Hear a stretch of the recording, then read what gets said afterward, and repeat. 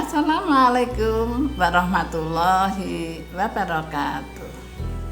Bismillahirrahmanirrahim. Alhamdulillahilladzi hadana li hadza wa ma kunna linahtadiya laula an hadanallah. Asyhadu an la ilaha illallah wa asyhadu anna Muhammadan abduhu wa rasuluh. Rabbis shrah li sadri wa yassir li amri wahlul 'uqdatam min lisani yafqahu qouli. Para jamaah yang berbahagia, yang insya Allah kita mendapatkan rahmat Allah, yang insya Allah kita mendapatkan kekuatan dan kesehatan oleh Allah Subhanahu wa Ta'ala. Alhamdulillah kita berjumpa lagi dan kita akan membahas bahayanya orang yang memutus silaturahim. Pada saat ini mudah sekali orang melakukan pemutusan silaturahim. Mungkin saja memutus silaturahim itu langsung mendiamkan atau memboikot dan lain sebagainya. Bisa juga tidak langsung, misal saja memblokir HP atau memutuskan pertemanan di FB dan lain sebagainya. Yang semula itu karena mungkin salah paham atau mungkin memang sudah punya rasa benci terhadap orang tersebut. Padahal silaturahim itu, silah adalah tali. Rahim diambilkan dari Asmaul Husna Allah Subhanahu wa Ta'ala, yakni sifatnya yang ar-rahim, sifat yang penuh dengan kasih sayang. Harusnya sesama muslim muslimah, harusnya sesama saudara kandung itu adalah penuh dengan kasih sayang. Ada ulama yang mengatakan silah itu adalah tali, rahim itu diambilkan dari kata rahimnya ibu. Coba bayangkan, seandainya yang diputuskan silaturahim itu adalah saudara yang sekandung dari rahimnya ibu, yang satu sulbi dari sulbinya seorang ayah. Padahal Rasulullah Shallallahu Alaihi Wasallam mengingatkan kepada kita semua, la yahillu lil muslim ahjaru fauqa salasun layali. Rasul mengingatkan kepada kita, tidak halal bagi seorang muslim mendiamkan saudaranya lebih dari 3 malam. Mendiamkan saudaranya lebih dari 3 malam saja tidak boleh, apalagi ini mendiamkan, memutuskan silaturahim, tidak mau bicara, memblokir HP-nya, atau mungkin memutuskan pertemanan di dalam FB-nya. Para jamaah yang berbahagia, apa sih bahayanya orang yang memutus silaturahim itu? Yang pertama adalah orang tersebut dilaknat oleh Allah Subhanahu wa Ta'ala.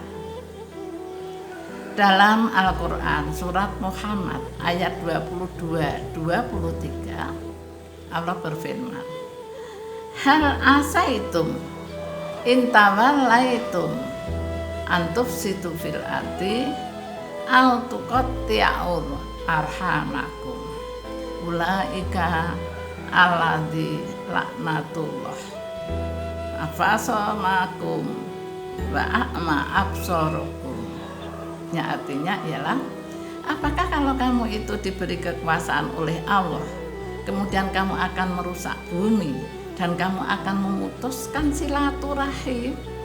Yang demikian itu adalah orang-orang yang dilaknat oleh Allah, orang yang dipekakan telinganya atau ditutup telinganya, ditulikan telinganya, dan dibutakan matanya. Dalam hal ini mungkin bisa juga mata hatinya, karena sudah tidak mau mendengar lagi. Aku sudah tidak percaya padamu, sehingga tidak perlu konfirmasi lagi terhadap informasi yang dia terima dari sumber yang sebetulnya memang juga punya perasaan yang sama benci terhadap orang yang diberitakan. Nah, itu adalah sudah peringatan yang pertama, dilaknat oleh Allah. Yang kedua, orang yang memutus silaturahim itu diancam tidak masuk surga. Memang sih masuk surga itu adalah hak prerogatif Allah. Tetapi Rasulullah SAW juga sudah mengingatkan kepada kita semua, la yadkhulul jannah qati'ul rahim. Tidak akan masuk surga orang yang memutus silaturahim. Dari peringatan Rasulullah SAW ini, kita juga harus hati-hati. Kita juga harus menyadari bahwa sebetulnya kita itu kan punya cita-cita hidup yang nantinya kalau hidup yang kekal nanti kita berharap dimasukkan ke surga. Nah, hanya karena gara-gara memutus silaturahim, maka diingatkan oleh Rasul tidak akan masuk surga. Nah, yang ketiga, orang muslim itu tentu berdoa kepada Allah. Dan doanya kepada Allah berharap dikabulkan oleh Allah. Dan Allah sendiri juga sudah menjanjikan, siapapun yang berdoa kepadaku, maka akan aku kabulkan. Ud'uni astajib lakum. Mohonlah kepadaku dan aku akan mengijabahi atau mengabulkan. Tetapi sepanjang ketika kita berdoa kepada Allah itu adalah malam yata'u bil ismi atau qati'atul arham, qati'atul rahim. Artinya ialah sepanjang ketika berdoa itu dia tidak melakukan dosa atau dia sedang tidak memutuskan silaturahim. Nah, inilah bahayanya orang yang memutus silaturahim itu, maka tidak didengar doanya. Padahal Allah kan sudah menjanjikan akan dikabulkan. Tapi karena kita memutus silaturahim, maka Allah mengabaikan. Alangkah ruginya kita.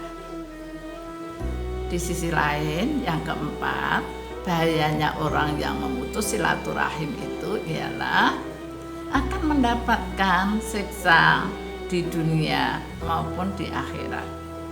Loh, kok siksa di dunia? Ya, siksa di dunia adalah orang yang memutuskan silaturahim, orang yang punya kebencian kepada seseorang, itu selalu perasaannya ditekan oleh emosinya. Karena benci, karena marah, maka dia tertekan oleh emosinya sendiri. Orang yang tertekan emosinya tentu tidak akan bahagia hidupnya. Dan ketika dia memutus tali silaturahim itulah, maka kelak menjadi tabungan juga akan dipertanggungjawabkan di akhirat.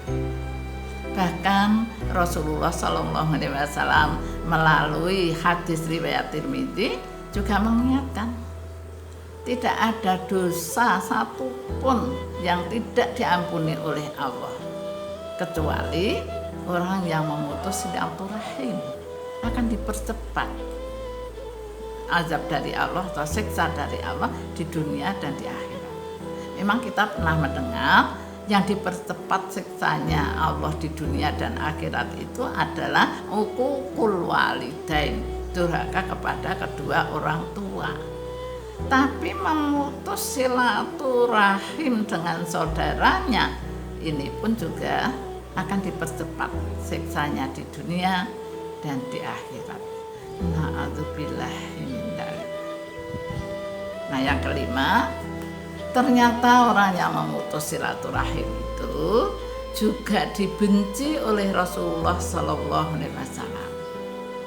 Abdurrahman bin Auf pernah menceritakan bahwa dia bersama dengan para sahabat duduk bersama Rasulullah SAW ketika wukuf.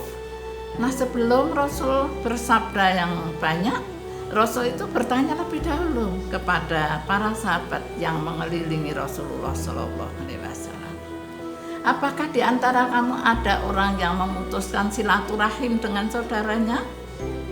Kalau ada, maka keluarlah, jangan duduk di majelis ini.